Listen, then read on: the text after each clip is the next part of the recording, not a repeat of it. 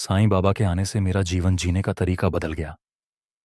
एक चमत्कारी कहानी। मैं एक सामान्य व्यक्ति हूं जिसका जीवन रोजमर्रा की भागदौड़ और परेशानियों में उलझा हुआ था।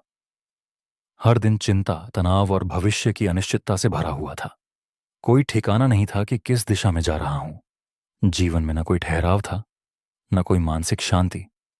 उस समय मुझे साईं बाबा के चमत्कारों के बारे में ज्यादा जानकारी नहीं थी, लेकिन कहते हैं ना, जब साईं बुलाते हैं तभी रास्ता दिखता है।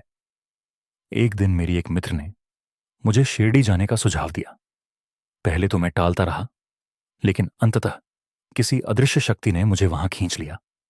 जैसे ही मैंने शिरडी की पावन भूमि पर कदम रखा, एक अजीब सी शांति मेरे भीतर उतर आई। साईं बाबा की समाधि के सामने खड़े होकर मेरी आंखों से अनायास ही आंसू बहने लगे।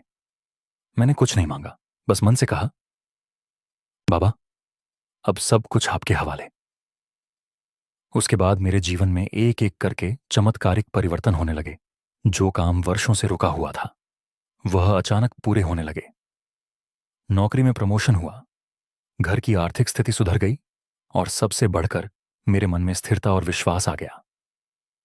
साईं बाबा की शिक्षाएं, सबका मालिक एक, श्रद्धा और सबूरी, मेरे जीवन का मंत्र बन गई।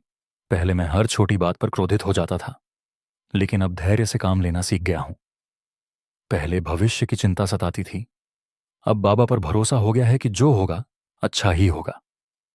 एक बार की बात है, मेरी मां की तबीयत बहुत खराब हो गई थी। डॉक्टर ने हालत नाजुक बताई। मैं पूरी तरह टूट चुका था।